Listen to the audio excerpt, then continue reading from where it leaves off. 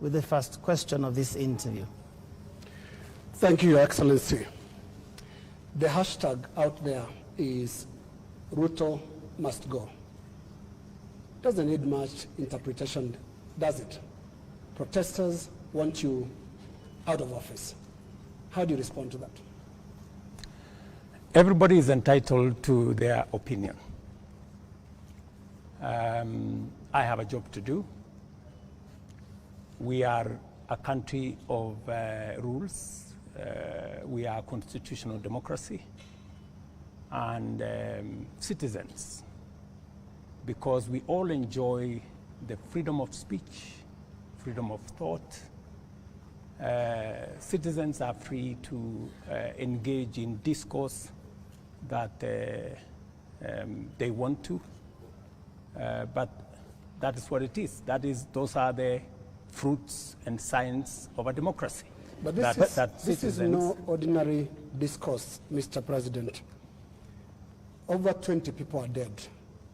39 are missing through state-driven abductions. And first, they're asking a very simple question. 24 people dead. Your Excellency, do you have blood on your hands? I have no blood on my hands. 19 people, to the record that I have from the security agencies, are dead. Very unfortunate. As a democracy, that should not be part of our conversation. 2.4 billion of property has been destroyed. The Office of the Chief Justice has been burnt. City Hall has been burnt. Parliament has been burnt. That is the situation. Let's turn lives. Let's turn lives, Your Excellency. 19 let's people turn lives, dead. Your Excellency. We have 19 I said people 24. dead. You said 19. Let's turn lives. And number two, Your Excellency. on abductions. Your Excellency, let's turn lives.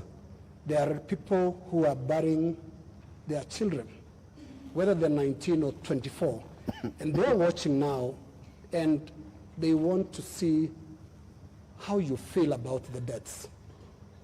Give us your feelings, Your Excellency. Let me tell you. And we could give examples, Your Excellency. There is a 12-year-old boy, Kennedy Onyango from Rongai, whose mother narrated how his boy was basically just going to get books for his schoolwork. There is Rex Masai, who was shot in the middle of the street in Nairobi. And these are real human beings. Don't you feel a sense of responsibility for what is going on in the country? Let me tell you the following. Any life that is lost is something that must bother anybody, beginning with myself. And it is the reason why I have told you that when I came into office, I said three things. Number one, I said there will be no extrajudicial killing in Kenya. That's number one. And I have made sure that there is no extrajudicial killing in Kenya. That's number one. Number two, when I came into office, I said I want an independent police service. And I did sign the necessary instruments so that the police does not need permission, does not need authority, and does not report to the office of the president. The police operational, financial independence, I have made sure that the police don't have to ask me, don't ask anybody. They operate independently. And number four, it is true that children got into situations that they became victims of the demonstrations. What started to all of us, and I have spoken about it, I have said the young people who have stepped forward to engage in the political discourse of their country in a peaceful manner, tribeless, are a welcome development in Kenya. That I said. But let me also say the following. These great young people who have stepped forward to prosecute their agenda, the affairs of the country, I am certain that they did not ban parliament.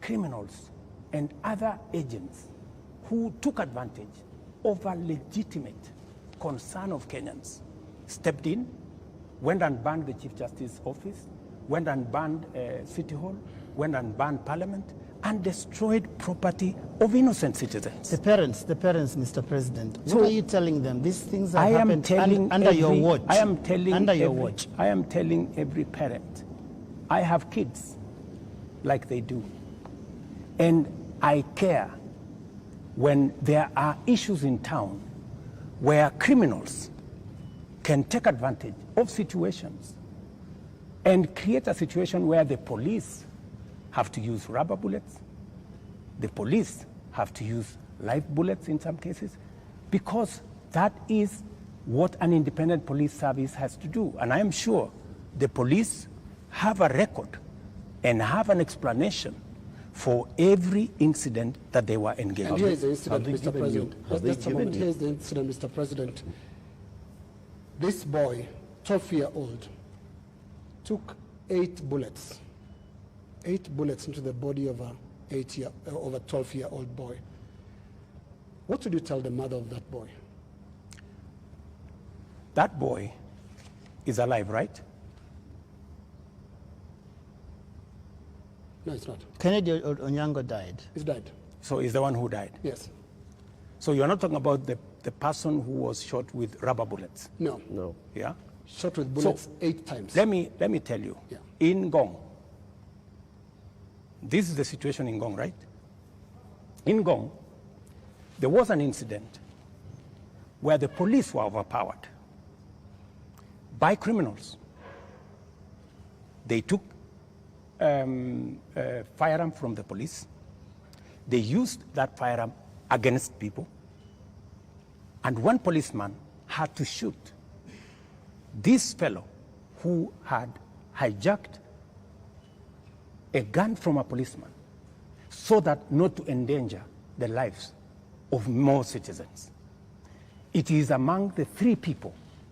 One of the criminals is among the 3 people who was shot by the police after they overpowered the police and took the bullet and took the gun from the police and used it against innocent citizens.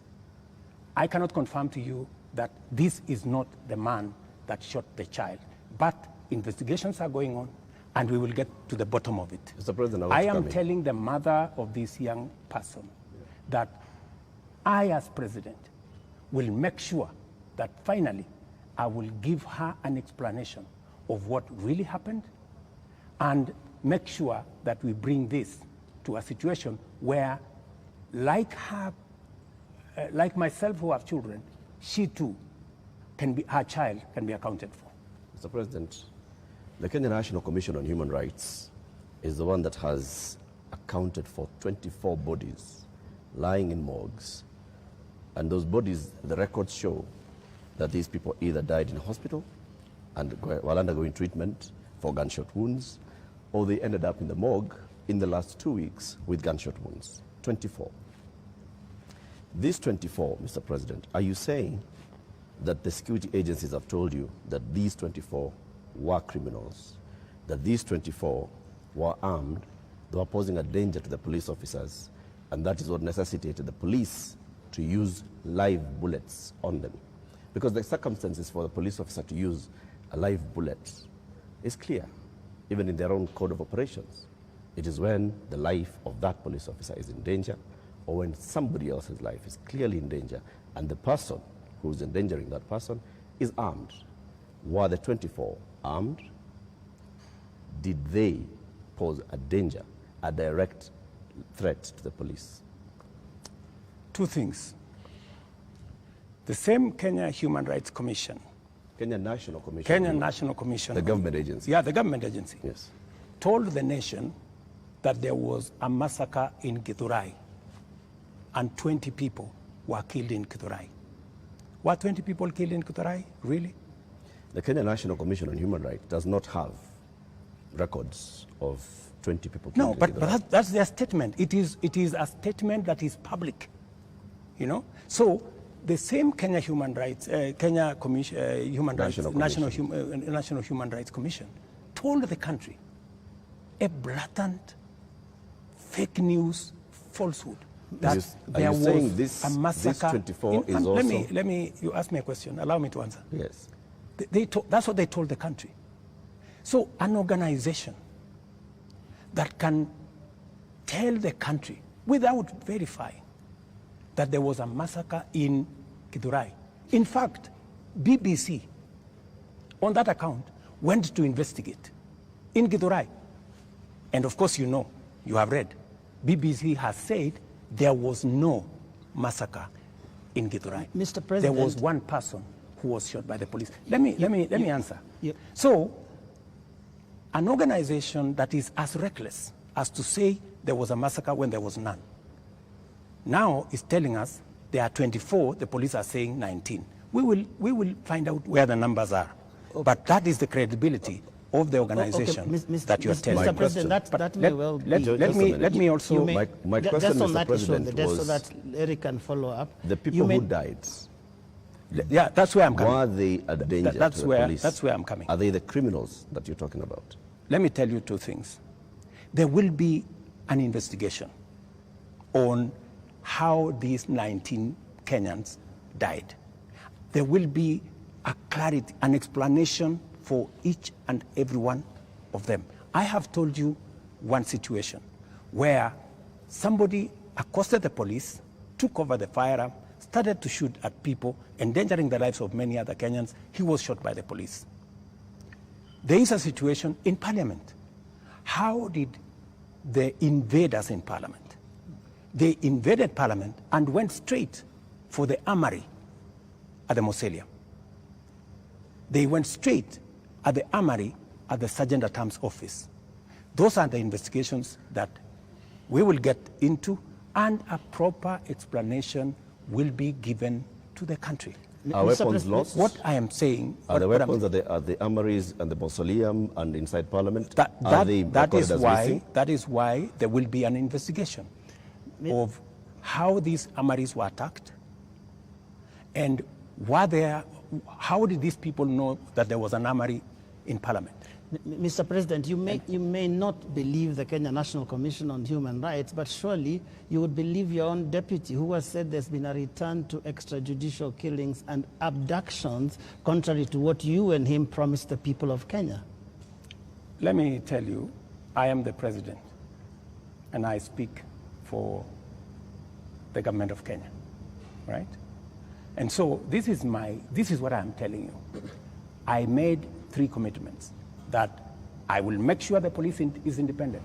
And I did that on my first day in office. Number 2, I said there will be no extrajudicial killing in Kenya. I have kept my promise. Number 3, I have told you that if there is any arrest by the police, that does not amount to an abduction. In my very honest opinion. Let's pause for a moment, Mr. President. And I just want us to go to that video over there, which will play on air, and let's pause and watch it together, Your Excellency. Let's watch this video. Sell them to the people of Kenya. There are enough intelligent people in Kenya to differentiate what is good from what is better and what is best. Ni jambo mbaya sana kama tutatumia askari polisi.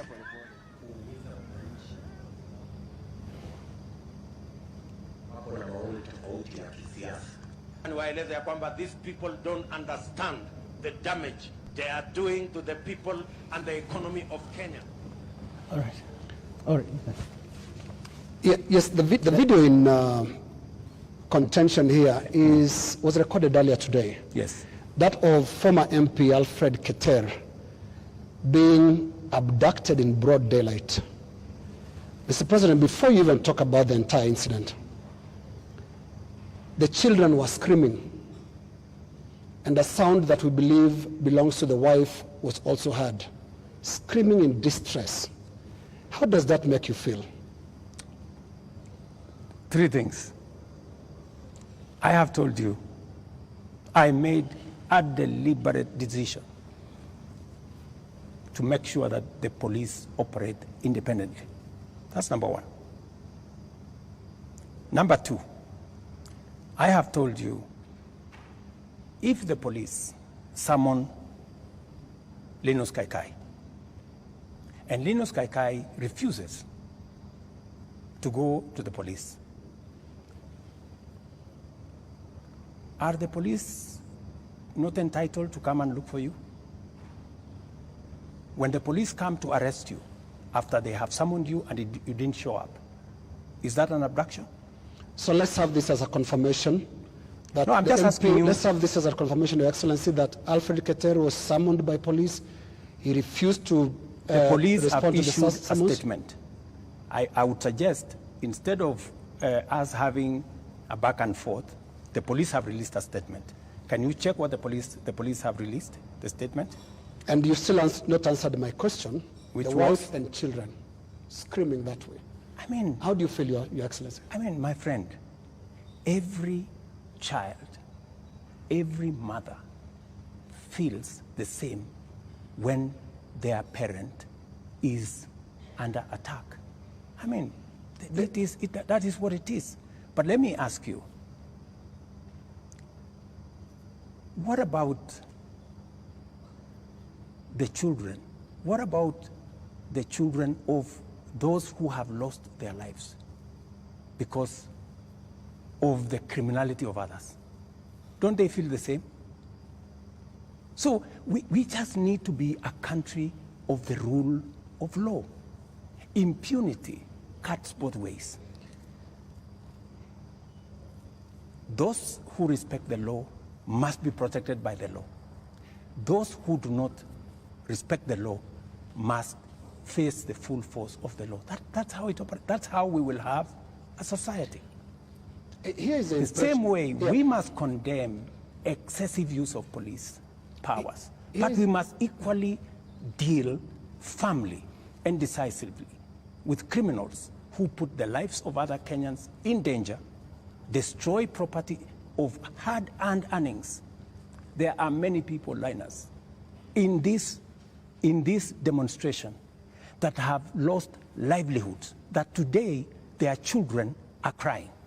Today their wives are in tears because they don't know how to face tomorrow. Mr. President, their businesses have been wiped out. Yeah. Their incomes have been destroyed. I have just told you 2.4 billion shillings worth of business has been destroyed. And today, as I talk to you this evening, there are families who have tears.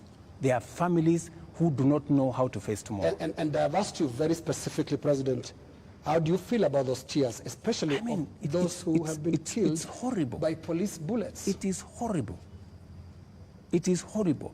When you find a situation where people are grieving, whether they are grieving because their parents have been arrested, or they are grieving because their hard-earned earnings of many years, monies there, I have on my phone, people who are saying, I borrowed money. My whole loan has been wiped out. My whole barbershop has been destroyed. My whole hardware has been looted and burnt. And they are in tears. So I must equally work with the police to protect all these citizens. And it cuts both ways, Linus. It cuts both ways. Using the rule of law. Absolutely. Let me take you to just step by step. Absolutely, the rule of law. The rule of law says. The rule of law requires the police to investigate a matter, to, when they have sufficient evidence, present that to the ODPP. The Director of Public Prosecutions takes people who are culpable to court. That's the journey in the rule of law, Mr. President. In the case of 39 people who have been abducted, and the abduction here, we're using it deliberately because of the manner in which the people have been arrested, like we've seen in the case of Alfred Keter. Others who've been picked up from their houses in the middle of the night, and they are held incommunicado. for more than 24 hours outside of what the rule of law says. And then they are not taken to court, so they are not charged with anything. That is outside of the rule of law. So in one instance here, we are saying we are not following the rule of law. In the second instance, Mr. President, you have people who were unarmed, like in the case of Rex, who was shot in the middle of the night, unarmed, who have been shot by police and they've ended up dead. 24 of them. You say 19. That again is extrajudicial because there is no justification that has been produced to show that there was justification for the police to use the excessive force. So basically we are showing examples where the rule of law, which you promised to uphold, which you also set and said, this is what the police has been doing. And you said, Mr. President, as you took office, that the problems with the police service also are going to the top, the leadership of the police service. And you promised the people of Kenya that you're going to hold the police to account outside of the rule of law and accountability, which comes to your desk. Are you holding the police accountable for 39 people abducted, for 24 people killed, for 627 people arrested and not charged, for 431 people injured by live bullets, rubber bullets, tear gas canisters, police batons? Latif, as I have told you, we must operate within the parameters of the rule of law. And I agree with you. The police must never act outside the framework of the rule of law. They must do that which only the Constitution and the law allows them to do. And it is very clear that any operation of the police outside the parameters of the law, the police will be held to account. Whether it is holding citizens beyond the stipulated time, but I must be thoroughly clear to you. When police arrest somebody, there is a constitutional timeline which they are allowed by the law to hold that person. 24 hours. That does not amount to an abduction. 24 hours. In my opinion. A case in point is what has just been said here about what happened earlier today. And you guys clearly said in this conference that it was an abduction. I mean, it's just clear now that it is not an abduction. They're not This is an arrest. And the police have come forward to say, this is the situation, we have arrested this person, and it is just good for us to all of us follow the law. And I agree with you, the police must act within the law. But let me ask you one question also, Latif. I have never, in this conversation, which is now 20 minutes in, are you guys bothered about the fact that Parliament was burnt? Are you guys concerned that millions of businesses, of Kenyans, hardworking Kenyans, were destroyed? How do you feel? But it all how do you feel? It all happened under your watch, Mr. President. No, but this is at the end of the day, this is why we are saying you sought to keep us safe. We must be even. You know, we must be even. The police have a difficult job. They have to make sure the peaceful demonstrators are protected. But they also must make sure that the criminals, and when you say criminals, you know, when I said the other day criminals, many people took offense that I was calling the demonstrators criminals. That's not. Families of the dead, Your Excellency, that is not. That's a lot of offense. Family of Rex. Rex was killed in a week when the protesters were very peaceful. The first week of these protests were peaceful. We saw protesters carrying placards and water bottles. Rex was killed on his way out of work. Let me. How do you feel? I mean, let me tell you when they hear you say criminals. I mean, are you telling me Rex is the one who burned Parliament? But Rex died without breaking anything. No, I'm just telling you. He died You know, Rex before. There for are nothing. criminals Yeah. who infiltrated and caused mayhem. And in fact, some of the criminals are actually harmed. They actually harmed the peaceful protesters. Many of the peaceful protesters, they lost phones. They were attacked. In fact, some of the peaceful protesters were attacked by criminals, including a clear example of the one I have explained to you, that they overpowered the police, took the gun from the police, and started shooting innocent people.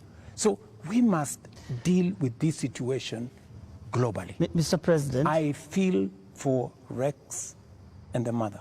This should not happen to any child in Kenya, especially when they are engaged in a peaceful demonstration. Mr. President, the concern I've heard from the young people, because I've been speaking to a lot of them, and they said they haven't heard you in the two statements. Actually, there are more now because you have spoken in other settings apart from the two addresses you gave. They haven't heard you address them. They haven't heard you talk to these parents. They haven't heard you acknowledge that there were people who were shot by police in circumstances that did not warrant that. Are you saying you haven't seen anything that bothers you about how police responded to these protests? I am very, and I have, and in my first statement, I clearly said that innocent lives were lost. In my second statement, I said the same. There were innocent lives lost. But also equally, as a person who is responsible, I must think about those who are suffering because they were innocent, but I must also be concerned about those who are suffering because criminals caused them immense harm. And that is the balance that I need to be able to lead a country. I must protect everybody. I must protect the protesters, and I must be concerned about their lives. I must also protect innocent people who become victims of criminals who take advantage of a peaceful, democratic process that goes on in our country. Do you feel that you protected all those people in the last couple of days, whether it is people who have businesses, whether it is Parliament, whether it is the people who lost their children? I did my best. If I hadn't done what I did, things would have been much worse. In fact, many people ask me, Mr. President, why did you call in the army? I mean, what choice did I have? I mean, it would have been very reckless of me in the face of the kind of harm people had gone through, the 19 lives that were already lost, in the face of a burning Chief Justice office, Parliament, and the rest of it. I mean, it would have been very reckless of me not to mobilize every arm of government and every arm of our security agencies to protect the country and to protect lives. You acted as Commander-in-Chief. You also acted as President, Head of Government, and the person who took the sword and promised to protect the people of Kenya. You chair the National Security Council, which brings in the head of the police, the head of the intelligence, the head of the military, and cabinet secretaries in those dockets. Did you have information prior to Tuesday that there was going to be infiltration of the peaceful demonstrations by the criminal elements that you've talked about more than once? And if you did, what did you do about it? We had information, and that is why we prepared in the manner in which we did. If we hadn't prepared in the manner in which we did, we would not be counting 19. We would be counting different numbers. Okay. And I am telling you that the level of mobilization by criminals was heavy. In fact, many of the peaceful protesters, many of the young people, very well-meaning young people, left the town by 10, maybe 11, because they realized, and in fact you could hear them in their zelo. They were saying, guys, this is not our group. Let us go. Let us leave. You could hear them. It was in public domain that the peaceful demonstrators all of a sudden realized that the whole thing had metamorphosed something else. into criminality. So there are criminal elements that basically hijacked. So Tuesday, Wednesday, Thursday, Friday, Saturday, it is Sunday. Mr. President, how many people are in custody on account of this? Those who you said they conducted treasonous activities, there were criminal elements. You will see them in court tomorrow. How many people are in custody? You will see them in court tomorrow. The police know what I have a ballpark brief by the police that they have enough people. They have actually, because in Kenya nowadays, you cannot commit crime and get away with it. Those who attacked Parliament are on CCTV. Those who attacked the judiciary are on CCTV. Those who attacked everywhere, those who destroyed people's shops are on CCTV. Many of them are on the run, but we will catch them. Similarly, Your Excellency. Are the funders Similarly, Your and Excellency. financiers in custody? Similarly. To your question, so the police are at it, because if we don't deal with impunity, we will not have a country. Now, similarly, Your Excellency, you speak of them, protesters being on CCTV. Not the protesters, I'm saying the criminals who attacked Parliament. Right. Now, every policeman also, without uniform, conducted an abduction, has also been captured on camera. Those who captured Shad Kiprono were captured on camera. Those who captured Alfred Kiter today were captured on camera. And a number of other such incidents. Similarly, so that because I can hear you balancing. Yes, that's correct.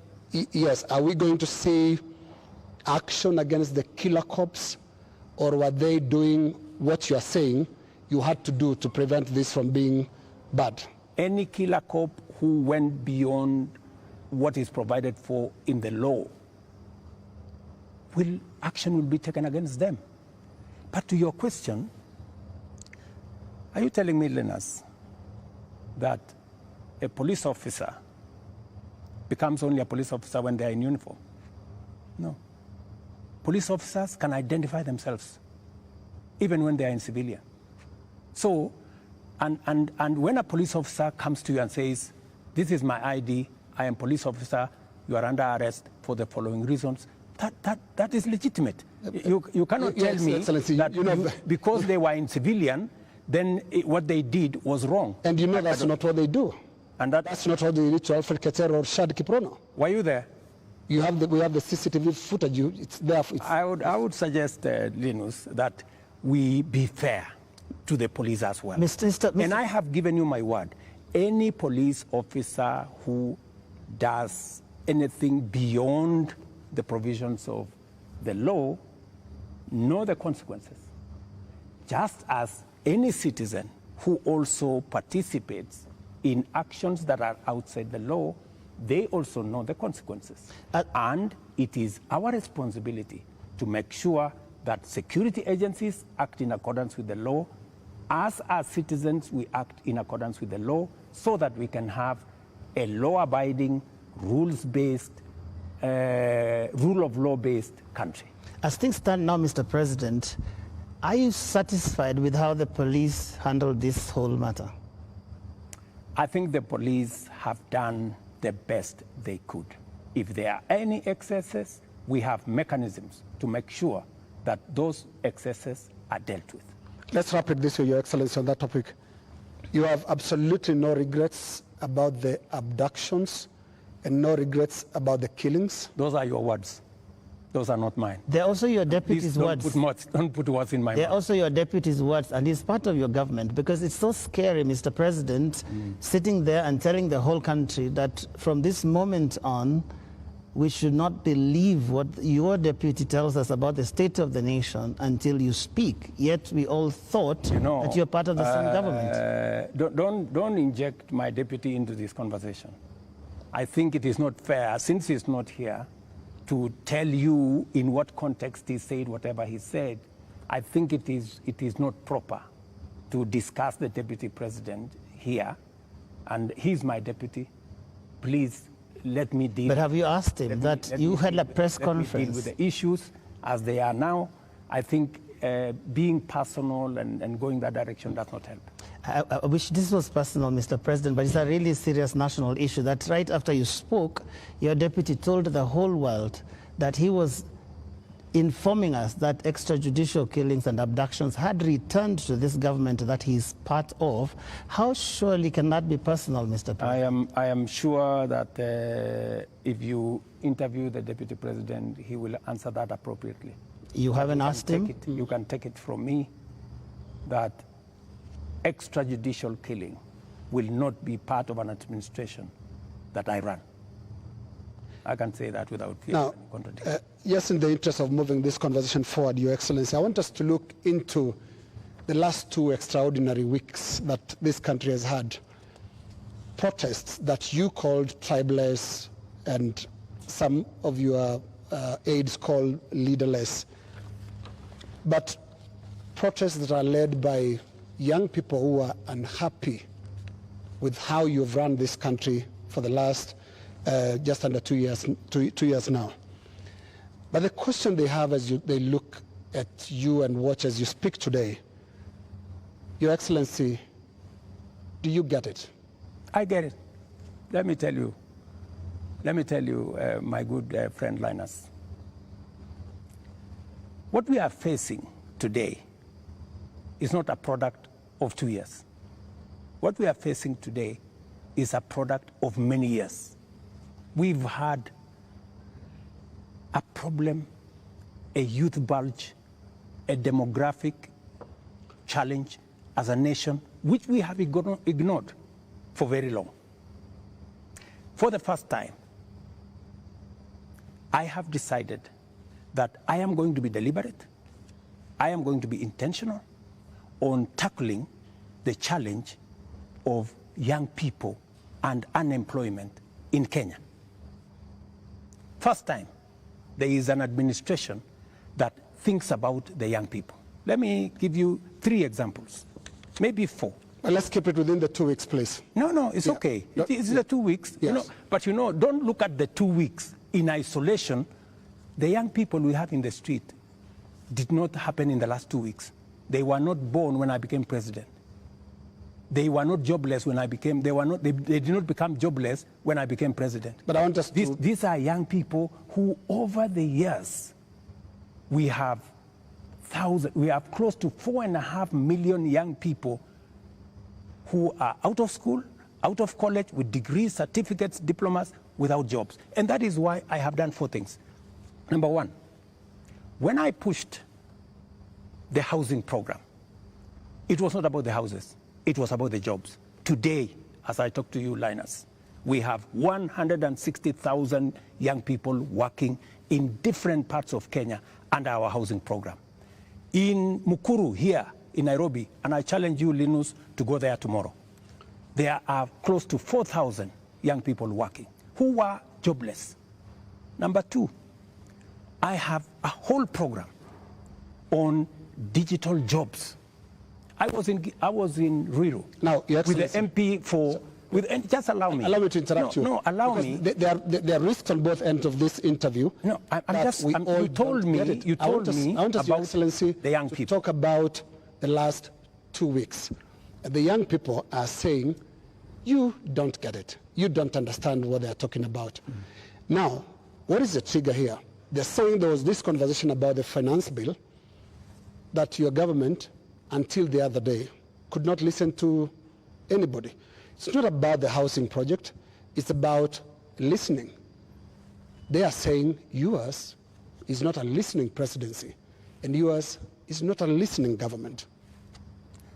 How best can I listen to the young people of Kenya if I am not addressing their issues? And that is why I want to tell you, Linus, these young people, what is their biggest issue? They have talents. They have gone to school. They have no jobs. That is the problem. And I am addressing those issues. Housing is one of them. Digital jobs is another. I was in Ruto with Simon Kingara, the MP for Ruto, launching an ICT hub that will is actually hiring already 5,000 young people. Our whole plan, including what was in the finance bill, was to increase CDF by 10 billion shillings to roll out ICT hubs in every ward in the Republic of Kenya, so that we can hire young people, train them, put them on digital jobs. I have a third program on export of labor. Mr. President, I have a fourth program on manufacturing, to be able to create more opportunities for the young people of our country. And we want to inform you, they're no longer just talking about things that can be done to them as a demographic. They are looking at the big picture. Finance bill brought them out. And when did they come in? They came in after all public participation forums were not listened to. Kenya Association of Manufacturers spoke to the parliamentary committee, same thing, and said this is a bad bill. Association of Insurance spoke to the parliamentary team, this is a bad bill. We had a big conversation on national television, this is a bad bill. You did not listen. You had a meeting here with your UDA MPs, and at some point told them to pass it as it is. And until the last week, that was the first Tuesday when the protests were there, when now you offered to some amendments. They're saying you're just not listening, and it's not about them, it's about the big picture issues, and we'll come to them, including the question of corruption, which is not really a youth thing. Indeed, Mr. And just to add on to that, Mr. President, been more Mr. President, I just want to come in your analysis. I just want to add on to that, Mr. Because I want to add on to because that. let me just finish it. It's the same question. It's the same question. Mr. President, if you went into all the X spaces where the youth are speaking, if you looked at the demonstrations and what they were saying, the placards they are carrying, none of them has talked about we don't have jobs. None of them have talked about the housing jobs are not enough for us. None of them have talked anything about what you have mentioned. So it's not that they are not seeing about the jobs. It is beyond that, Mr. President. And respectfully, I want to put it to you that you're not hearing what they're saying. In fact, they only had after the protests, after all those things you described, that's the time that you came and said, let me tell you the following. The rejection of the finance bill, and this goes to what Linus has said, that we didn't hear anything. Let me tell you, the process of a finance bill, in fact, you know, many people believe in Kenya that the finance bill is an invention of William Ruto. It is not an invention of William Ruto. The finance bill is an instrument that has been with us ever since independence. Only that we have made it much more transparent. Only that we have brought out more to the public. And that is why there is greater interrogation of what government is doing, especially after the new constitution that made public participation not a sterile provision of the constitution, but public participation to be an integral part of lawmaking, an integral part of managing the country. Let me tell you, when we took the bill, when we formulated the bill, it had 346 billion of new revenue. When MPs went out to the public said, we don't think this is good. We don't think this is good. It was reduced by 140-something billion shillings. It remained just 200 billion. Doesn't that amount to listening? No, it doesn't. That the public said, reduce this by... No, it doesn't, Mr. President. And that's why I said reject it. Just wait. No, we are talking about listening. Yeah. Just relax. We're talking about listening, okay? So the public said, reduce this by 146. We sat down, we cut down the areas, we reduced it to 200. What went into the space was the people who wanted to mislead the public, to say, oh, you see, in fact, everything you have been told is still there. This was not removed. These people are not listening. These people are not listening. And let me tell you, my good friend Latif, we have dropped the finance bill. Yeah? What does that mean? It means we have gone back almost 2 years. It means that this year we are going to borrow 1 trillion shillings to be able to run our government. That's what it means. I have been working very hard to pull Kenya out of a debt trap. Mr. President. Let me just allow me, because you know we need to contextualize this finance bill. It is easy, Joe. It is easy for us as a country to say, let us reject the finance bill. That's fine. And I have graciously said we will drop the finance bill, but it has huge consequences. It means we will not confirm the JSS teachers, 46,000 of them. It means we cannot support our farmers with 2 billion shillings for us to make sure that farmers get a fair return of 50 shillings per kilogram, per kilo of their milk. It means we cannot sort out the coffee debts. It means we cannot support the cherry fund. It means we cannot sort out the debts of farmers in Mumias. It also means that we will continue to import potatoes from Europe when we have potatoes in his village. You just told me in Kimana. We have potatoes in Nyandarua. We have onions all over the place. That may well be. I think the problem has been, these are people who are saying they haven't been listened to. You only listened because you said on that night, on that Wednesday night, that is the moment you said that you had realized, Mr. President, that Kenyans did not want anything to do with that bill. And one would wonder, how can that be, Mr. President? And you have had all these presentations that have been made. Did it have to take demonstrations and sadly loss of lives for you to come to a point where you'd realize what your people, the people that voted for you, are saying? That, I think, is what the young people are asking. Let me tell you, Joe, members of parliament are representatives of the people, elected. They are not fools and they are not mad. And I want to say, one day, Kenya will know that the MPs who voted yes are the true heroes of Kenya. Those are the people who saw the opportunity for us to unchain our country from debt trap and take our country to the future. Let me tell you, Joe, and I want to say this to the people of Kenya, that my plan was to make sure that in the next 3 years, maximum 4 years, we have a balanced budget, where Kenya is not the country where we are today.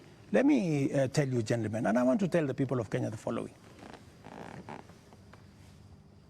We are in a very difficult financial position. This is something that the people of Kenya must understand, and that is why I am happy that we have a crisis.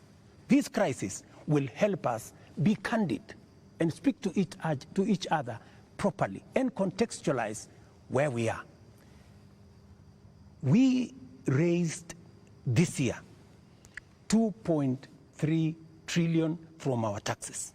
Of that 2.3 trillion, 1.1 trillion went to debt financing. 1 trillion went to salaries. What did we do?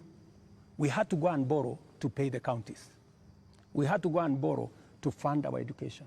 We had to go and borrow to fund. Now, the funding gap we have done with the finance bill going down is that instead of borrowing 600 billion, we are going to borrow 600 billion plus 346 billion. That is close to 1 trillion. And let me tell you, my good friends, and I want us to be honest with ourselves. This is not how a country will get to a status where we are proud of our nation. This is not how we are going to. This is not how we are going to grow. And that is why, Linus, this situation, this crisis is a very important inflection point that we can sit together, assess, let us agree. And I have no problem. Let us agree. Yeah. Do we continue borrowing? And let me give you the statistics. When in 2013, Linus, just allow me 1 minute, please, with a lot of respect. Okay. In 2013, the debt stock of Kenya was 1.8 trillion. For 10 years, that increased 5 times to 11 trillion, 10 point something trillion. We built a lot of roads. We connected a lot of electricity. We did many things in 10 years. But we were doing it on debt. Today, we don't have the luxury to borrow because we have reached the limit. And today, let me finish. Today, all the money we borrowed from 2013 is maturing. That is why the biggest challenge that we have as a nation is that we are spending 1.1 trillion every year of taxes we collect from ordinary Kenyans to pay debt, and not the whole debt. That's interest alone. Yeah. Interest principal comes to 1.8 trillion this year. So, my good friends, and yet you want to tell me, William Ruto, don't collect domestic taxes.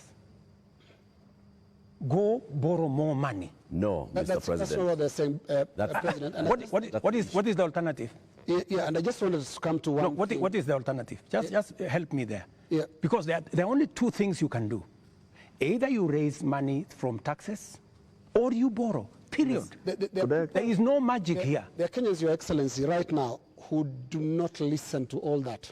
Yes. They are not interested in that. That's okay, but that's the reality. But I need If you are not, if you do not want to listen to hang on, Your reality, Excellency, hang on, Your Excellency, because I need you to address a very important issue here, and that is one of a trust deficit. There are Kenyans who watch you, Your Excellency, and I don't know whether you are aware that they don't trust what you say. They don't believe what you say. Are you aware, Your Excellency, for example, that a lot of Kenyans increasingly don't associate the truth with you? that is your assessment because you have never associated the truth with me from the beginning. No, there's quite a number of Kenyans. No, I mean, that is your We asked people before we came here this that's the evening, assessment. Yeah. and many of those that responded to me directly, and to even our platforms, on KTN News, on Spice FM, on NTV, on Citizen, and we were asking them, what question should we ask the president this evening? And the one thing that many of them were saying is, when will he stop lying? So it's not Linus. Can he tell us the truth this time? Let me say the following. I told the people of Kenya that I would reduce the prices of fertilizer from 7,000 to 2,500. I don't know how that is a lie, because they buy it at 2,500. Okay. I told the people of Kenya we're going to have a housing program. A housing program is underway in Kenya. I can tell you, Linus, that whether you believe me or not, facts will not change. Yeah. And Facts are not changed by who says it. And allow me to step back a bit, Your Excellency. And facts are very stubborn. Allow me to step back a bit. Yes. And what I'll do is we'll play clips, just a little combination of clips of yourself speaking not too long ago, and I want us to listen to that.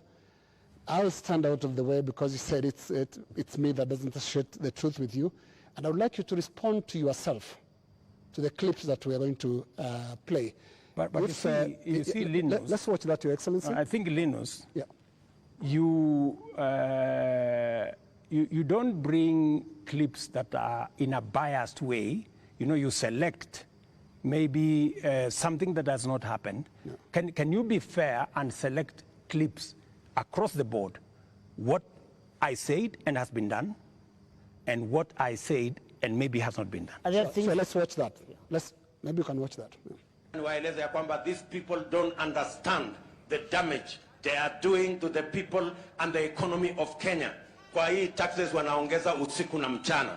Na mimi nataka niwaulize watu wa hapa Manga, tafadhali, mkiona tumesimama hapa mbele yenu, tunawaambia ya kwamba tutengeneze hiyo serikali inakuja ambayo inaelewa lugha ya mwananchi wa kawaida. If you have good ideas Why do you need the police? Why do you need blackmail? Why do you need intimidation? If you have better ideas, sell them to the people of Kenya.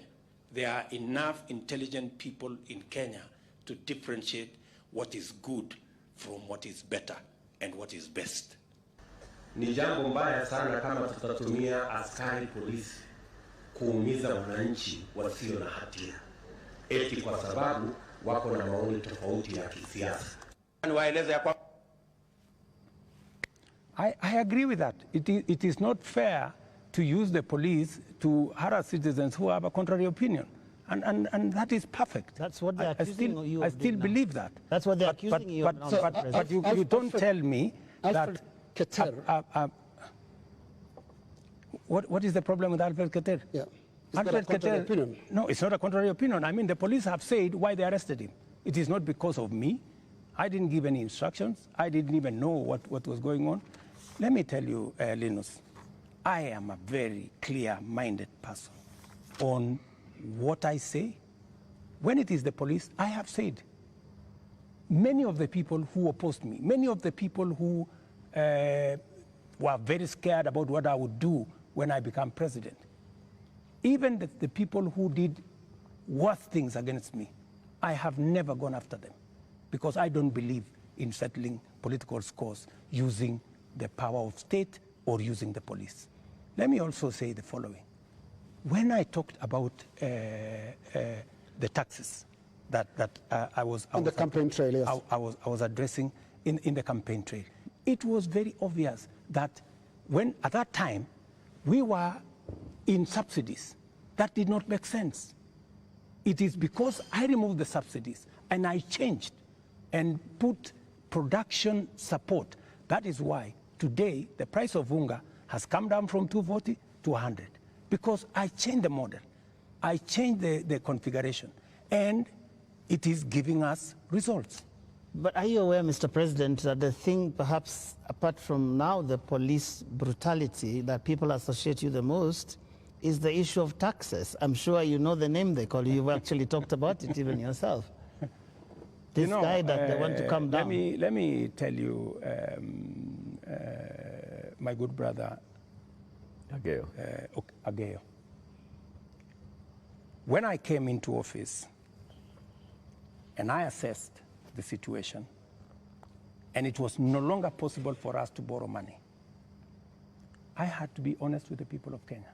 I had to tell them we have two options, right? And even as we imposed taxes, we explained, we made sure that there was adequate, elaborate public participation on what it is that we were trying to achieve. And let me tell you the following. I have done the best that I could globally. Today, our country has tremendous respect from many quarters globally because of what I have done. I have raised the profile of our country. Today, I was in Narok, and the tourism numbers in 2022, 1 million tourists. In 2023, last year, 2 million tourists. This year, by God's grace, we will get to 2.7 million tourists because of the profile that I have done for the country. I know somebody will say that, that there is no truth in that, but call the tourism sector. They will tell you themselves that all hotels in Kenya today are operating 80% upwards, which is a new phenomenon in Kenya. I will also tell you that the international community have developed enormous confidence in Kenya. I see people who are saying, why did William Ruto go to China? Why did William Ruto go to Europe? Why did William Ruto go to America? Let me just tell you the following. When I went to China, we got money to be able to put equipment in 70 of our technical training colleges. Today, the contract has been signed, the equipment is being manufactured. When I went to China, we got money to build Bostock Dam that has been waiting, that will serve the counties of Bomet and Kericho. When I went to China, We got money to build, we got 30 billion shillings to build roads in Nyandarua, in Kirinyaga, in 8 other constituencies in Kenya. That's why I went to China. When I went to America, we got a $1 billion facility to be built in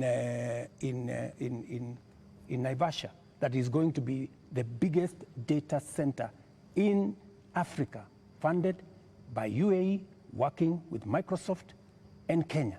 When I went to the US, we also agreed Kenya became the only country in Africa that is going to benefit from the CHIPS Act, where we will be manufacturing computer chips with other countries. Kenya will be among the first, will be actually the only country in Africa that will benefit from that. And so many of the young people who I see today, those are my targets for the future.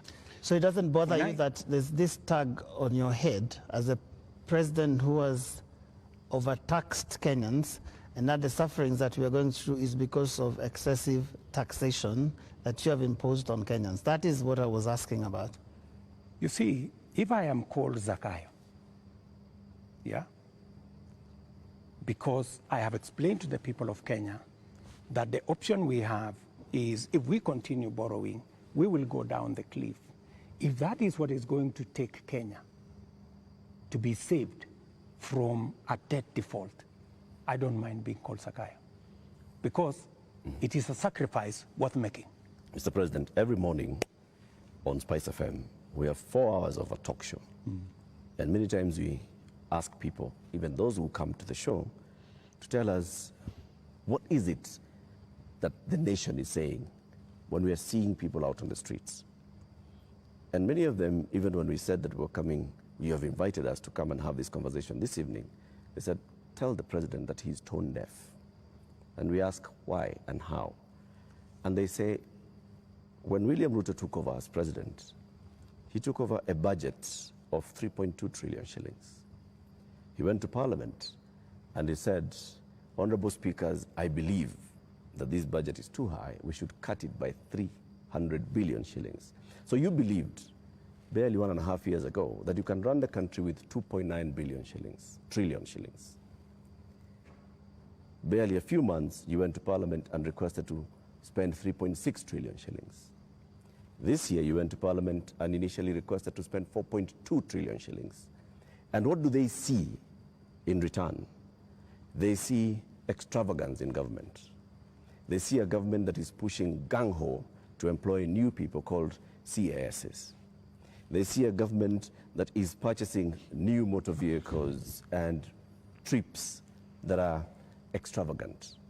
They see opulence with those that are close to the president appearing in public carrying wads of cash. They see condescending attitude from those who serve in this government when they're asked, why are you spending? And they respond the way they respond. Your advisors speaking the same. And so they see a government where the president is telling people, we are going to live within our means, we are all going to tighten our belts, we have austerity. They end up with their children not going to school because for months JS teachers are on strike. They end up with, right now, 91 days where clinical officers have not been to work. 91 days, Mr. President. We ended up with intern doctors going on strike for weeks because the government says it has no money. We end up with people going to the hospitals and there's no medicine. We end up with people who are being told that we don't have money to pay salaries, or we don't have money to pay salaries and also have development. Yet, they see all this extravagance and opulence from those in power. You are tone deaf, Mr. President, that's what they say. Well, I guess that's why we must have a conversation. That's why we must have a conversation.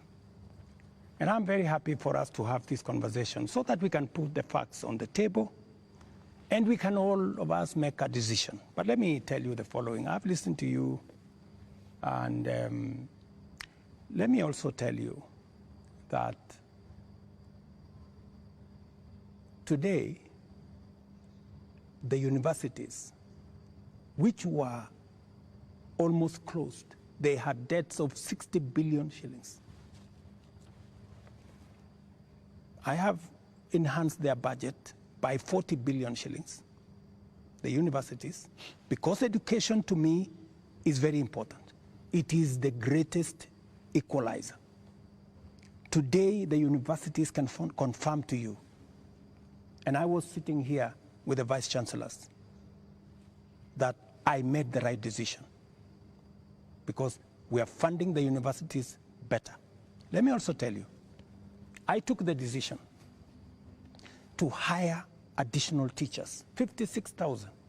It has never happened in the history of Kenya. Why?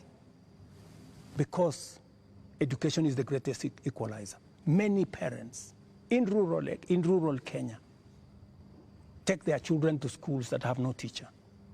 And we are disadvantaging them. The children of the poor get the worst form of education. They have no chance. I decided, because I said it is bottom up, I decided that I'm going to put more money in making sure the child of every Kenyan has an opportunity to be their best by giving them the correct education. I decided that I am going to put money in farming. The first year, I put 10 billion shillings in fertilizer subsidy, a program that had been scrapped for 5 years. The difference is obvious. Today, by God's grace, we have a harvest. The prices of food commodities has come down. Day before yesterday, Latif, there was a release of where we are with inflation. Inflation in Kenya is now 4.6%. When I came into office, it was 9%. Inflation coming from food products. It was reported not by me, by the institutions that are charged, 4.6%. We have, where I have invested money, I can account for it. Right. And it is making a difference in the lives Their of concern many. is on extravagance in government. I will come to opulence in on opulence and extravagance. Every trip I have made, I have not made any trip outside Kenya to go and do things that are of no benefit to this nation. I can account for every trip that I have made outside our nation, whether it is on projects or programs or investments, or even the profiling of this country to put it in good standing for us to attract investment. In fact, the Nairobi Stock Exchange, which was almost closed, was rated the best in the world. Not said by William Ruto, but it was in the public domain by Bloomberg. If you don't believe me, believe Bloomberg. Mr. President, So I have done what I could for the country. But let me finish opulence. Questions. Let me go to the opulence. And let me be very clear that the display of insensitivity is a statement that has come to me, and is a sentiment that has come to me, and you will see something very different going into the future, whether it is coming from my staff, whether it is coming from this office. And I know people have raised issues of CAS, for example. I deliberately, even after Parliament had approved the position of CAS, I have not appointed any CAS because I realized that we were in a situation that we could not. And no CAS will be appointed until we have an economy that can support more opportunities. I know citizens have said that there is no need for the office of the First Lady or Second Lady. Third Lady. These are offices that were there. But because we have to live within our means, those offices from tomorrow, this new budget which is starting tomorrow, they will not be part of our equation because in the face of what has happened, we have to trim down every other area. And in fact, not just those, many other spaces are going to be trimmed down to reflect the new reality, especially after the finance bill was taken down by myself when I said we take this down. We are going to cut our cloth. We are going to cut our coat, the size of our cloth. We're going to reduce money going to counties. We're going to reduce money going to the judiciary. When I came into office, the judiciary was getting 18 billion. Today, they are getting 25 billion. But it was because I believed in the rule of law. I believed that we needed to do something about making sure that our judiciary has resources, because Kenyans were telling me directly, justice delayed is justice denied. Will you I cut have the size hired of your government? the highest number of judges under my administration, because I believe that Kenyans must deserve justice. Will you reduce the number of ministers, ministries, or state departments, or advisors? That is an area we are going to target and cut down, because it is the reality we have to face. Mr. President, when things like this happen elsewhere, this is a whole finance bill that's been taken down. Correct. You have people who have been advising you on financial matters. You have people who have been advising you on political matters, listening to the people. You have advisors who have talked down at Kenyans, who have called them spoiled kids, KFC, Java, and whatnot. And you have people who have been around you talking into your ear with regard to some of these things. And many people have ventured to actually say that this amounted to a vote of no confidence. Is there going to be some kind of shake-up that actually acknowledges that this is not where we should have been, and therefore, I am sorry, Kenyans, and this is what I'm doing about it? Because short of that, how are we to know that we will not find more of the same? Watch this space. There are those who have said, now that clearly there are many people who have lost confidence in Parliament, there are those who have lost confidence in you, that maybe the way to regain the legitimacy is to go to an election. There is no provision. You know, we are a country of the rule of law. Yeah?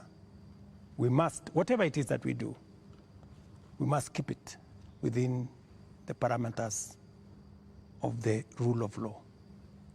And we cannot take what has happened over the last 2 weeks or thereabout and say we are going to abrogate our constitution. I think we will be going towards anarchy. And I don't think that is where we want to take our country. There is a demand on me as president, and I have said, because of where we are, because of what has happened, there is going to be a thorough cut down on many things, whether we are talking about allowances, maybe even we should have a conversation around salary. We had a meeting here with MPs, and even them, they are persuaded maybe it is time to ban Harambes so that we remove avenues of people participating in largesse, demonstration of, opulence. And I want to tell you that I am going to take action. I am going to work on this. I know what we should do, but I am also not going to be reckless and take the country into a crisis. I will make sure that I act responsibly and listening to what the people of Kenya are saying. I don't know if this will preempt you, Your Excellency, but one of the most serious concerns that have been coming out, including in the Gen Z demonstrations, is the question of corruption. And right through this interview, you've not mentioned the word. And even as you go into that, I want to give you two illustrations. Kenyans dealt with or encountered the problem of fake fertilizers, and you never took action against your cabinet secretary for agriculture. Before that, we had the scandal around the importation of edible oil, which, Your Excellency, we don't know where the edible oil is to date. I don't think it ever found itself to the market. Again, there is a cabinet secretary in that ministry. And also, what got into the market was condemned sugar. And when we look at all the information around these three cases, these are people close to you. They're cabinet secretaries. And so you are unable to take action against them. So why should you be trusted now to act? Because there are those who read and say you are really a hostage of those who campaigned for you to become president. They get away with anything. Three things, Linus. We hadn't reached the question of corruption. So don't unfairly accuse me that I have not spoken to it. I am ready to speak about it. So that's number one. Number two, I fired the CEO of KEBS when the sugar thing came up. Number two, on fake fertilizer, the minister, Mithika Linturi, was taken through a process in Parliament. The CEO of National Cereals Board, the general manager of National Cereals Board, and other 7 members of staff are in court as I talk to you. The people who signed the contract, they are in court. You spare big fish and roast the small fish. No, let me just finish. Yeah. Because I need, Linus, you know, I am a fair person, and I am a believer in the rule of law. Even though I may not like you, but I must respect that there is a due process. The moment, you know, we will have a minister who is charged in court, meaning there is evidence that they have participated in crime. Believe you me, I will take the action that is necessary. But if somebody is taken through a process and that process comes out without an indictment, I mean, surely we must give somebody the benefit of doubt until it is proven. And the fact that the CEO, general manager, and all the people that were there who actually evidence was found have been arraigned in court.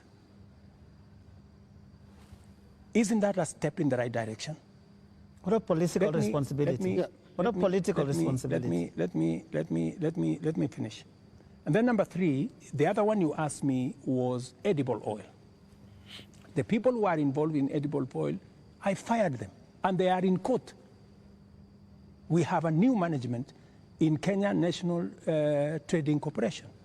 In fact, we've just hired a new management for the Kenya National Trading Corporation. So those are actions that I have taken. And for your information... Void of what Joe is calling political responsibility. Yeah. I mean, but you see, else in the ministry can be... But you see, yes. But you see, gentlemen,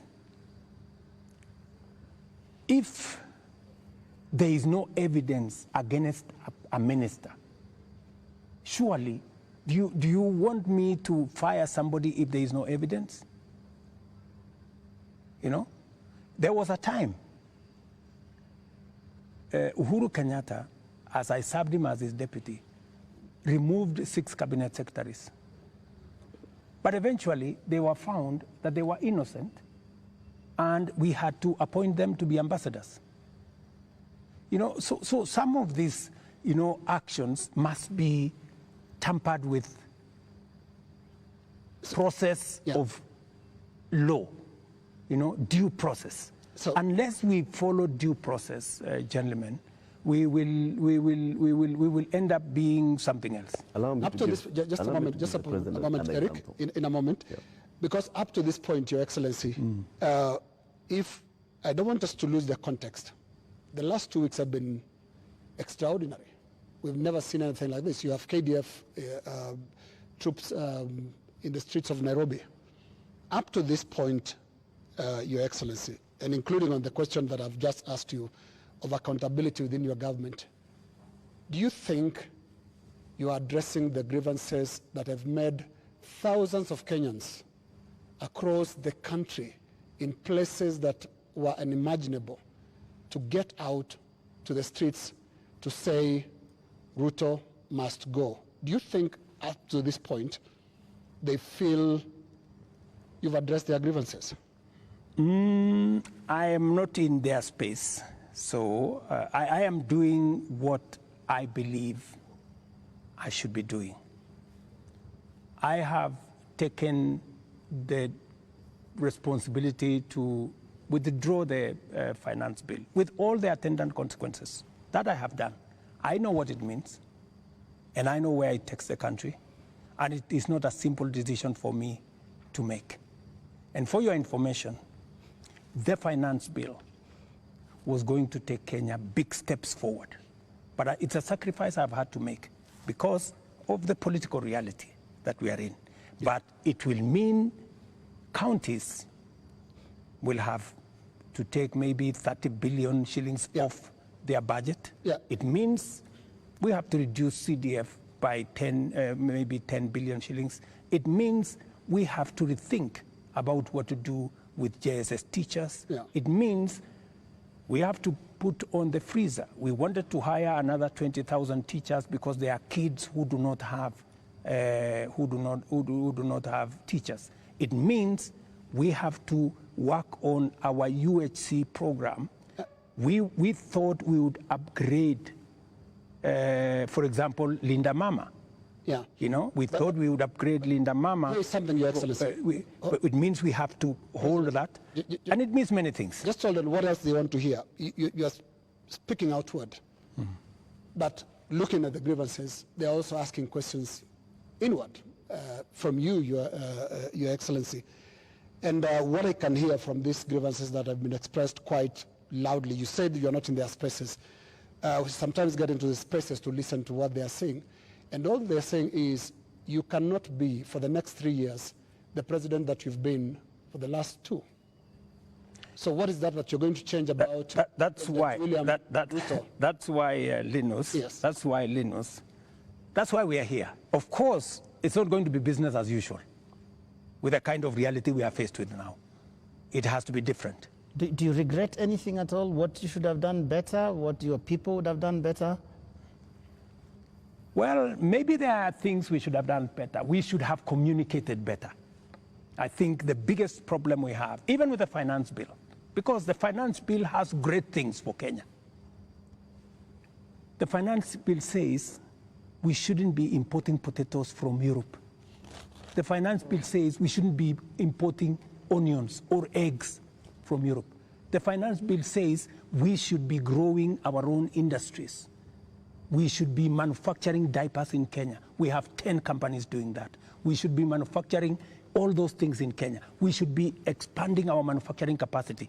That is what finance bill was talking to. But I am sure we will recover that when we have explained. The biggest challenge that I regret is that we didn't communicate better. Maybe we failed in explaining to Kenyans what the finance bill was all about. Because I promise you, if I am given a chance to explain to the people of Kenya what was in the finance bill and what the finance bill would have done for this country, every Kenyan would have agreed with me. But my regret is that they would say you were here, Mr. President. They said you would have explained. We didn't explain ourselves better. Maybe my communication team failed. Maybe I'm sure my communication team failed. Our communication architecture did not deliver, did not get the message out to the people of Kenya. In fact, if you look at what people were saying, they were saying, for example, there is a matter of land on the finance bill. There was no matter of land in the finance bill, not even a single line. And it is on that basis that people rejected the finance bill and many other things that were not in the finance bill. Now, communication is about words, Mr. President. Let's go to the deeds, because when you see what Gen Zs are doing, for the first time in the history of this country, we've had protests on the altar of the Holy Family Basilica, because the young people of this country are telling you the political culture, which you've been part of having politicians speak in church, converting the platforms into, converting the pulpit into campaign platforms, must end. So I'm not hearing you addressing and looking more inward into this whole picture that the Gen Z is painting. They're not just talking about some of those things that you're raising. On that, Linus, I have even had an occasion to speak to church leaders here. On that, on matters of politics on the pulpit, I am 100% aligned. We shouldn't be using pulpits in churches or in any other places of worship to prosecute politics. It is not right. And I agree, we need to change that culture. We need to change the culture of Harambee. Harambee started as a noble exercise. It supported many people to go to school. It supported many people to deal with the challenges of medication and hospital bills. But I think it has been stretched. It bred corruption? It has stretched too far. And I think it's time, corruption? As a country, we must stop corruption. We must stop Harambees, because it is occasioning and it is breeding, if I may say, corruption. Yeah, because when your aid of a much lower pay grade donates 20 million shillings to a church fundraiser, there is something fundamentally wrong. And that is why this conversation is necessary, so that we can stop it. Conversation, Mr. President. On Wednesday, you said you are hearing that there's what the Gen Zs are saying, and you're going to initiate a conversation. We saw the head of public service release a press release saying that there is now a formation of the National Multi-Sectoral Forum that will bring together all people. And you started having conversation with church leaders. The Gen Z, upon seeing this, are saying, we did not ask for a conversation. We asked for action. So what action is going to precede this conversation? Because the conversation is another talk. It reminds people of the NADCO talks, the BBI talks, IPPG. the IPPG talks that just happen and they just don't end. And people are saying, we want action, Mr. President. But now, we will participate in action, in conversations maybe later, but for now, Mr. President, yes, what's the action? I promised that I will engage the young people. Yeah, I promised. I was just making good my promise. And I promised a multi-sectoral forum, and that's what I have put out. I also promised that these are some of the topics I want us to discuss. I want us to discuss debt. I want us to discuss taxation. I want us to discuss unemployment. I want us to discuss corruption. I want us to discuss these issues. And it was a suggestion, and I am open. I am hearing that the young people are saying, we don't want a multi-sectoral forum. Maybe we should have an engagement with the president on X. And I am open to having an engagement with the young people on a forum that they are comfortable with. If they want digital? If they want me to engage with them on X, I will be there. At this point, Mr. President, do you think you know what the young people want? I have many young people in my house. Are they telling you all is well? The same ones that are in all these other spaces. And they want an engagement. They have ideas. They have suggestions. And I am open. If what we are doing on the digital space, on the housing program, on the export of labor, on manufacturing. If they have suggestions, I am open to those suggestions. They can improve, they can change, they can make new suggestions. And I also have a responsibility as a father, you know, because these are our children. I have also a responsibility to guide and to listen to them and to tell them, yes, on this, I agree. For example, on let's not have a spouse's office. I agree. Let's not have CASS for now. I agree.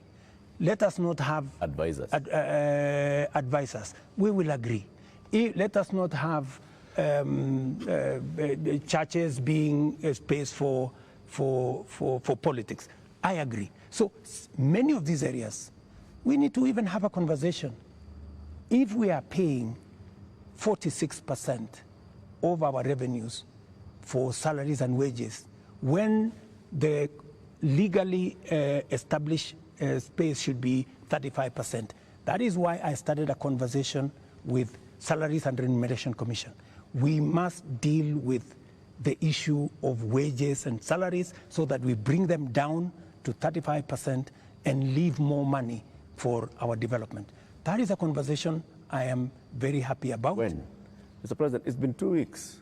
It's been 2 weeks of you saying every day we are going to have a conversation.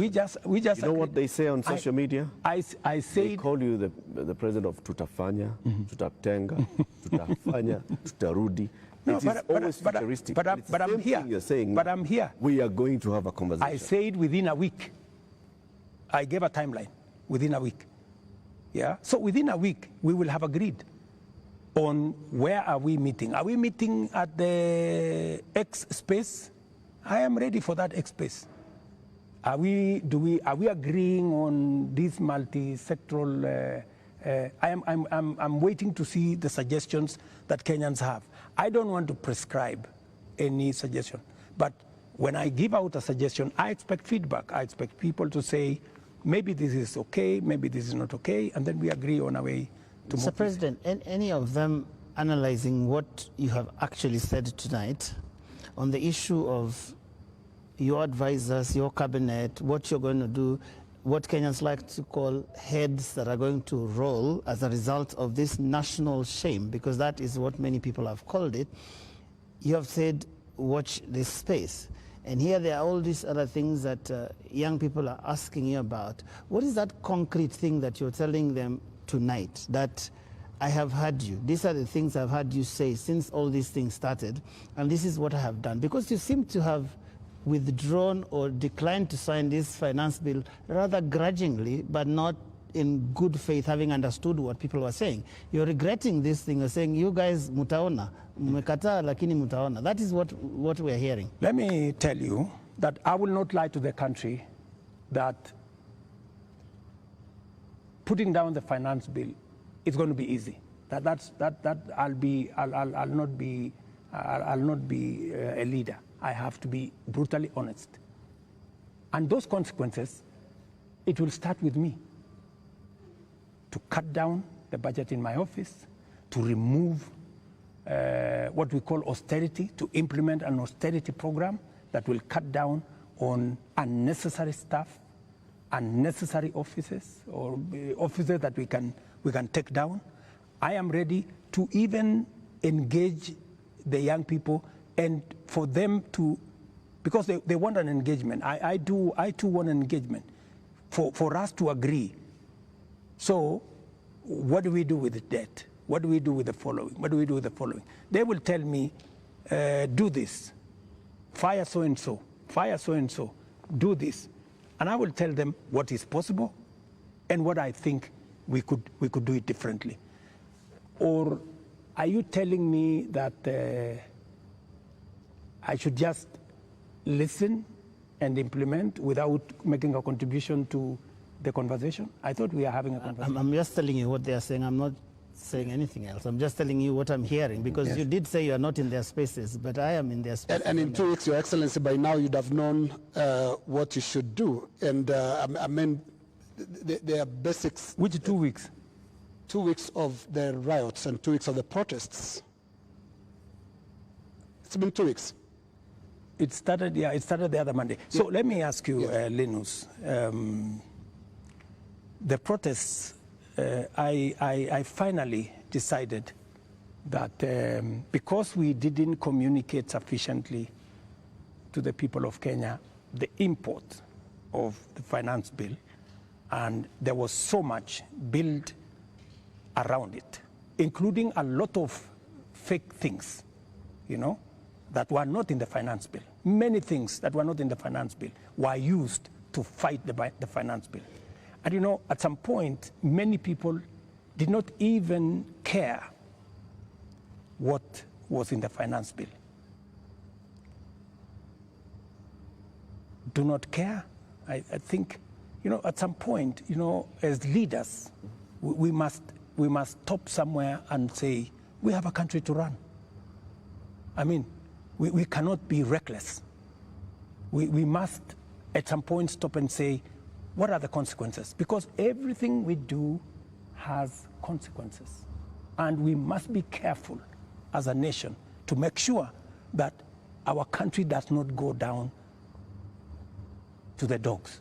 And believe me, countries, you know, have gone in the wrong direction. And we must be careful. And I don't want to be the leader that took the country in the wrong direction.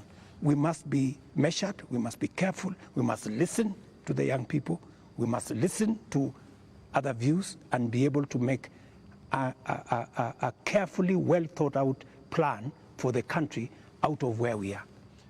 Yeah, but what if the protesters are actually saying something in totality about your government, not just about the finance bill? It's not about just the finance bill, is it? Linus, as I have told you, we are a democracy. The people of Kenya can make a decision, yeah? And I am perfectly, you know, alive to the fact that when the people of Kenya finally, the same way they decided to elect me, when they make another decision, we will comply as the people of Kenya. You know, that's what a democracy is all about.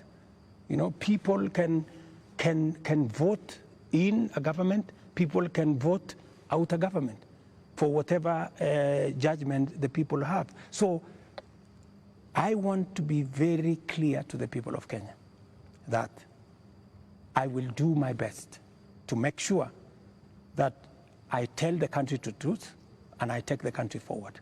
And I am committed to that. And I can see Kenya changing. If I had managed to pass this finance bill, Kenya would not be the same. We would take this country to the next level. The kind of investment I have made, the kind of collaboration with many friends that we have done, we would begin to see this country soaring into the future. But all is not lost. Maybe we have taken one step back. Sometimes maybe it is necessary to take one step back to be able to take many steps forward. And that is my thinking of this situation. But surely it must bother you, Mr. President, that 2 years ago you ran such a euphoric campaign with things like Hatupangwingwi, and 22 months down the line, your State House is surrounded by the military. The military tanks, scary as they are rolling on the streets of major cities.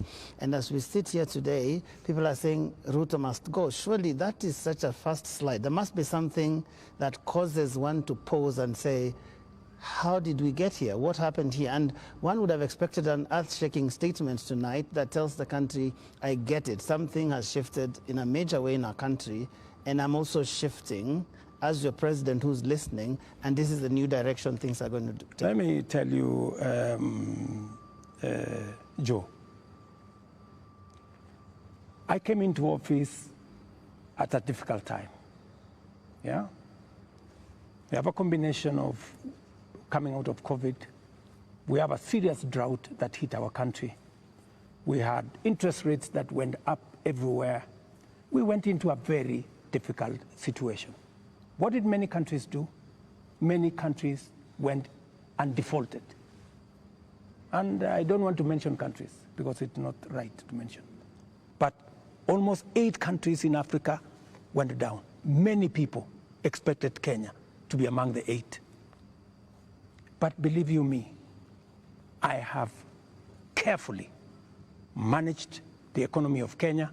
Kenya is not among the countries that have defaulted. If anything, we have running programs in Kenya. We have a whole housing program that is running. We have a whole digital program that is running. We have made changes in our education. We've hired more teachers. We've made sure that we have a new funding model for our universities. We have supported our farmers. We have reduced the cost of living. We have done many things, even in the context of all the challenges that we have had. I am telling you, I came in, and I believe I am the right person to be in this space when Kenya is in a difficult position, because I believe I am the person who can sort out the challenges that faces Kenya at a point like this. But when the public and the protesters, the Gen Z, some of who actually formed the base of your election campaign, are telling you, we are disappointed, you've not delivered. Hashtag Ruto must go. What do you tell them?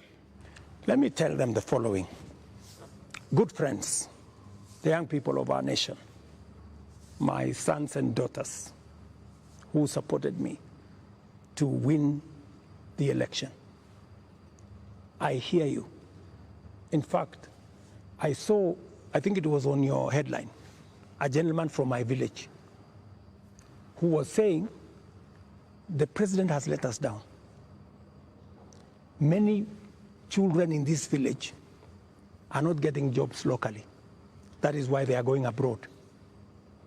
Little did he know, my good friend from my village, that the children, the 500 of his colleagues around our village, are actually part of my plan on export of labor. They have actually, I intentionally supported them to leave the country because we got them jobs outside Kenya. So I am telling the young people of our nation to be patient. Our housing program is rolling. We will be hiring more architects, we will be hiring more engineers, we will be hiring more professionals to support our housing program. In the next 2 years, we will have 300, maybe 1,000 people working in that space. Be patient. We are sorting out the challenges that are facing our digital space. We're rolling out our digital space. Young guys, by the end of next year, God willing, we will have a digital hub in every ward in Kenya, because we have already started that process. Every TVET in Kenya today has an ICT hub with young people monetizing their talent. I want to tell them we are full speed into manufacturing. That is why we're saying we're no longer importing clinker, we're no longer importing steel, we're no longer importing clinker, we are no longer importing furniture. We are going to stop importing eggs, we're going to stop importing onions and all this, because we want to promote our local manufacturing to be able to create jobs for them. We are no longer going to be importing diapers or sanitary pads from other countries. They are going to be manufactured here. Mr. President, I have worked with the industries to make sure that we create opportunities for these young people. We're going to work with them to deal with the challenge of corruption. We're going to work with them to cut down on government like this. I am going to make sure that we have a lean government that responds to the reality of where we are as a country. That is what I am telling my good young people. The young people. There's another group of young people. Please speak to them directly. Yes. The young doctors who are in university graduating this year, yes, who are going to look for internship correct, the next year. The young JS teachers who were on strike a couple of weeks ago, who are expecting to be absorbed into full permanent and pensionable contracts correct, this year. The young clinical officers also who are graduating and they expect to go on internship. The other clinical officers who are hired on contract during COVID and other programs that are just contracts, and contracts are coming to an end. I am telling the JSS teachers, I had factored in 18 billion shillings in this year's finance bill to be able to transfer them to permanent and pensionable. Because in my phone, so many of them have asked me, Mr. President, we came in, we had an agreement that we are going to be interns for 2 years, we will move to permanent and pensionable. Although I don't have the finance bill, I want to tell them, give me a bit of time, let me figure this out, how we are going to do it without the finance bill. We had also put 3 billion shillings for the doctors so that we can be able to sort them out, especially the intern doctors and those who we intended to hire to, under our UHC program. I had put 10 billion shillings on the UHC program under the finance bill. That is now not in the equation. I have to figure out, let them just give me a little time. I'm going to figure it out again because I know and I feel and I made a commitment to them that we will do this. So even in the absence of the finance bill, and even as we cut down on expenditure on many other areas, it is still my commitment that we will see what to do with them so that the job they are doing in teaching our children, in treating our people, do not go to waste. Mr. President, we're almost winding down this, but have you noticed that those young people, they actually have worked out the things that they believe you can take out and still be able to do the important things? Because you seem to have this elaborate plan, and I'm wondering where their views will fit in, because you seem to have this all worked out, but they probably don't want all those things. That is why they have figured out. That is why, you know, part of what I told you, Joe, is communicating, you know, and I hope this time round I find a medium where I can engage, you know, and I am ready to go to this place to engage with them. And I want to tell them, this is my plan, okay? Tell me how I can make this better. Tell me this is not good enough, you know? Change this. Because I have seen some of the demands they have made. They have said that don't hire CASs, and I agree with them. They have said, remove the office of the first lady, the spouse of the second lady and all that, and I have agreed with them. They have said a couple of things that we already are in agreement. They have, of course, said some of the things, abolish the office of women rep. I've seen they have also said we should reduce the salaries of MPs to 200,000 or something. Some of those things are things that are not in my power. Those are the things that we need to do a whole of society, a whole of nation approach, so that if we are bringing down salaries from 1.1 trillion to 700 billion, that is something I am willing and I am ready to start with my own salary, going down to salaries of others, so that we can all live within our means. Your Excellency, we're now going to our final questions. And my final question will be about the protests and the deployment of KDF, which you did a few days ago. Now, the Gen Z, millennials, and the online Kenyans that are organizing these protests are promising to be back on the streets on Tuesday.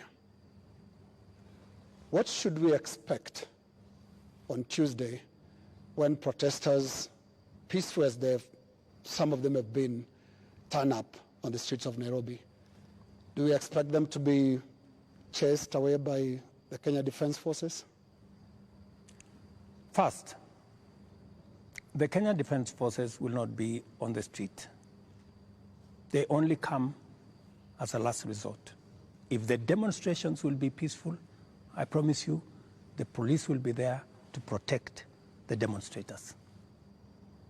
But the police will also be there to make sure that the criminals, the fellows who come to burn offices, the fellows who come to loot property, will also be dealt with. That is my commitment. We must all operate within the law, and that is what it is. My final question is on the elephant in the room, the elephant in our budget, public debt.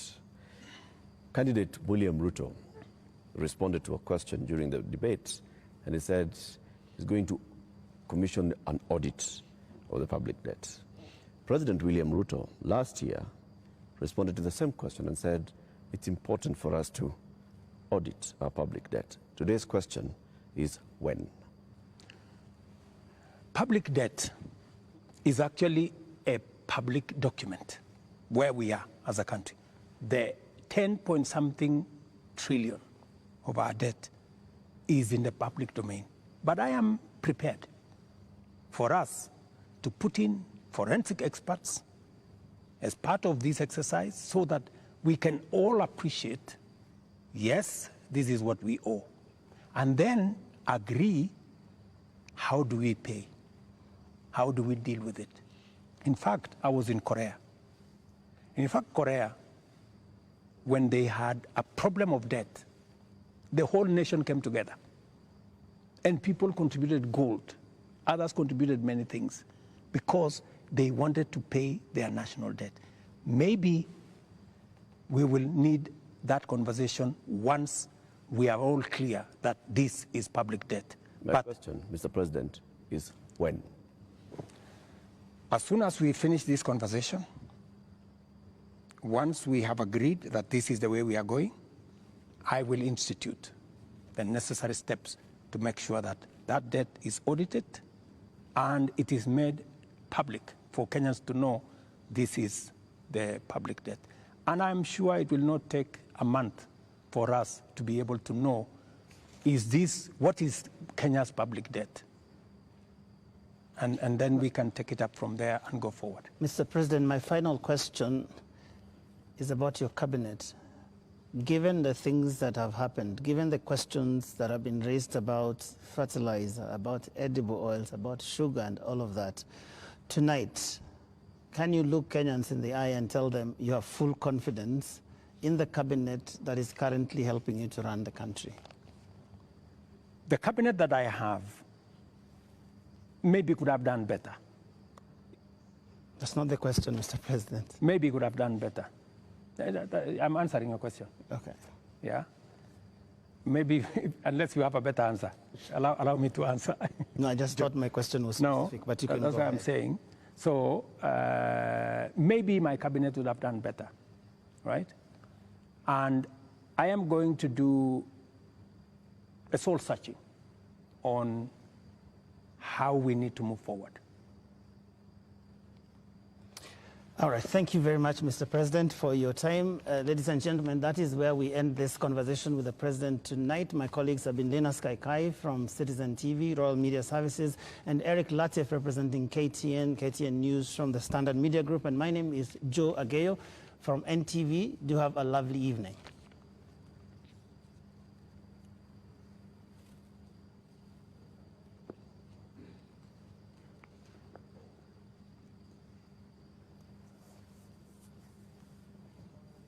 Shut up.